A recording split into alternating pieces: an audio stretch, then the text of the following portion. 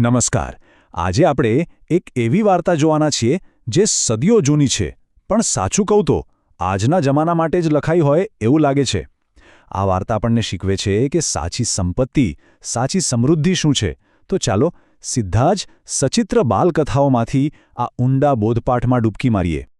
આ સવાલ કદાચ આપણે બધાએ ક્યારેક ને ક્યારેક પોતાની જાતને પૂછ્યો જ હશે, ખરું ને? કે ભાઈ, શું ખૂબ બધા પૈસાથી સાચું સુખ મળી જાય? શું મનની શાંતિ ખરીદી શકાય છે? આ વાર્તા છે ને, આપણને બસ આ જ સવાલના ઊંડાણમાં લઈ જશે અને પૈસા અને સુખ વિશે આપણે જે માનીએ છીએ ને એના પર ફરી વિચારવા મજબૂર કરી દેશે. તો આપણી વાર્તાનો પહેલો ભાગ છે એક ખૂબ જ પૈસાદાર પણ દુઃખી પરિવાર. વાર્તા એક એવા વેપારીની છે જેની પાસે કશું જ ઓછું નહોતું. મતલબ એકદમ વિશાળ હવેલી, ધમધોકાર ચાલતો વેપાર, મોટો પરિવાર, બધું જ હતું.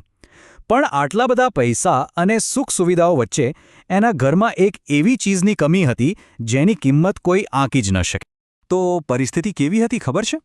એક બાજુ જો તો સોના ચાંદીના ઢગલા અને બીજી બાજુ ઘરનું વાતાવરણ એકદમ ઝેરીલું, સતત ઝઘડા, કડવાશ, એકબીજે માટે નફરત. પરિવારના લોકો વચ્ચે પ્રેમ તો શું, સન્માનનું નામ નિશાન નહોતું.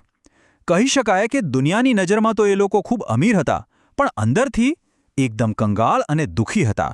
હવે જ્યારે ઘરમાં આ નકારાત્મકતા હદ વટાવી ગઈ ત્યારે જાણે ભગવાને જ નક્કી કર્યું કે બસ હવે બહુ થયું.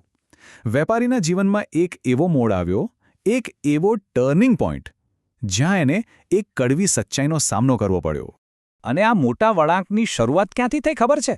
એક રાત્રે આવેલા સપનાથી. પણ ના, આ કોઈ એવું તેવું સામાન્ય સપનું નહોતું. આ તો એક ઈશારો હતો, એક દૈવી સંકેત જેની આખી જિંદગી બદલી નાખવાનો હતો. એ સપનામાં બીજું કોઈ નહીં પણ સાક્ષાત ધન અને સમૃદ્ધિની દેવી માં લક્ષ્મીજી એકદમ દિવ્ય તેજ સાથે પ્રગટ થયા. હવે વિચારો, ખુદ લક્ષ્મીજી આવે એટલે સમજી જ જવાનું કે કંઈક બહુ મોટું થવાનું છે. અને દેવીએ બહુ જ શાંતિથી પણ એકદમ મક્કમ અવાજે કહ્યું, હું તારું ઘર છોડીને હંમેશા માટે જઈ રહી છું.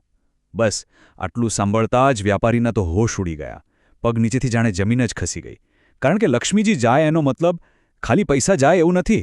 એનો મતલબ તો બધું જ જતું રહે. પણ જતાં જતાં લક્ષ્મીજીએ વેપારીને એક છેલ્લો મોકો આપ્યો. એમણે કહ્યું, ભલે હું જાઉં છું, પણ તું મારી પાસે કોઈ એક વરદાન માંગી શકે છે. હવે બોલો. બધી બાજી વેપારીના હાથમાં હતી. એની એક પસંદગી એનું આખું ભવિષ્ય નક્કી કરવાની હતી. હવે 1 મિનિટ માટે વિચારો, જો આપણને આવો મોકો મળે તો આપણે શું માંગીશું? કદાચ વધુ પૈસા? કે પછી દુનિયાભરમાં નામ થાય એવું કંઈક? બરાબર ને? પણ એ વેપારીએ જે માંગ્યું ને એની તો કોઈ કલ્પના પણ ન કરી શકે. ચાલો જોઈએ એણે શું માંગ્યું. એ વેપારીએ ના પૈસા માંગ્યા, ના સોનું ચાંદી માંગ્યું. એણે તો બસ હાથ જોડીને એટલું જ કહ્યું, હે માં, તમે ભલે જતા રહો, પણ જતાં જતાં બસ એક કૃપા કરો. મારા ઘરમાંથી આ રોજ-રોજના ઝઘડા અને કંકાસને હંમેશા માટે મિટાવી દો. શું વાત છે! કેવી અદ્ભુત માંગણી! પૈસા નહીં, પણ ઘરની શાંતિ માંગી, પરિવારનું સુખ માંગ્યું. ખરેખર તો વેપારીએ જે માંગ્યું ને એને એક શબ્દમાં કહેવાય સુમતિ. સુમતિ એટલે સારી બુદ્ધિ. એવી સમજ જે ઘરમાં બધાને એકબીજા સાથે પ્રેમથી, શાંતિથી અને એક થઈને રહેતા શીખવે. આ ખાલી એક શબ્દ નથી, પણ સુખી જીવનનો આખો પાયો છે એવું સમજી લો. વેપારીની આ વાત સાંભળીને, આટલી સમજદારી ભરેલી માંગણી સાંભળીને માં લક્ષ્મી તો ખુશ થઈ ગયા. અને પછી એમણે સમૃદ્ધિનું સૌથી મોટું સિક્રેટ ખોલ્યું. એમણે જણાવ્યું કે એ ક્યાં રહે છે અને શા માટે રહે છે. આ એક વાક્ય આખી વાર્તાનો જીવ છે. દેવીએ કહ્યું, અરે ગાંડા, હું તો તારા ઘરમાં જે રોજ-રોજના ઝઘડા થતા હતા ને એના કારણે જ જઈ રહી હતી. જે ઘરોમાં સુમતિ હોય, જ્યાં લોકો પ્રેમથી રહે, ત્યાંથી તો હું ક્યાલે જ જતી જ નથી. અને તે તો સુમતિ જ માગી લીધી, એટલે હવે તો મારે અહીં જ રહેવું પડશે. તો આનું ગણિત છે ને એકદમ સીધું અને સરળ છે. પહેલું, જ્યાં સતત ઝઘડા અને એકબીજા માટે ખરાબ ભાવના હોય ત્યાં ગરીબી અને દુઃખ સામે ચાલીને આવે છે. અને બીજું, જ્યાં પરિવાર એકદમ શાંતિથી રહે છે ત્યાં સમૃદ્ધિ કાયમ માટે પોતાનું ઘર બનાવી લે છે. બસ આટલી જ વાત છે. તો આ એક નાનકડી પણ ખૂબ જ ઊંડી વાત કહેતી વાર્તામાંથી આપણને શું શીખવા મળ્યું? આનો સૌથી મોટો બોધ, આનો સાર શું છે? ગુરુદેવનું આ એક વાક્ય આખી વાતને એકદમ સ્પષ્ટ કરી દે છે.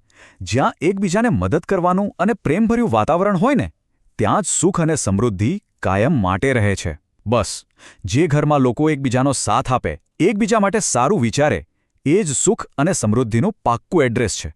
અને આ ખાલી કહેવાની વાત નથી, આ જીવનની હકીકત છે. ટૂંકમાં આ વાર્તા આપણને એકદમ સાફ સમજાવે છે કે આપણી સાચી દોલત આપણા બેંક બેલેન્સમાં કે તિજોરીમાં નથી, એ તો આપણા સંબંધોમાં છે. આપણા સંબંધો કેટલા પ્રેમભર્યા અને મજબૂત છે, એમાં જ આપણી સાચી અમીરી છે. જે ઘરમાં શાંતિ છે ને, એ જ ઘર સાચું લક્ષ્મીજીનું મંદિર છે. અને હવે અંતમાં આ વાર્તા આપણને બધાને વિચારતા કરી જાય છે. એક સવાલ સાથે છોડી જાય છે કે આજના આ ભાગદોડવાળા જીવનમાં આપણા માટે આપણા જીવનમાં સાચી લક્ષ્મી શું છે? જરા વિચારજો.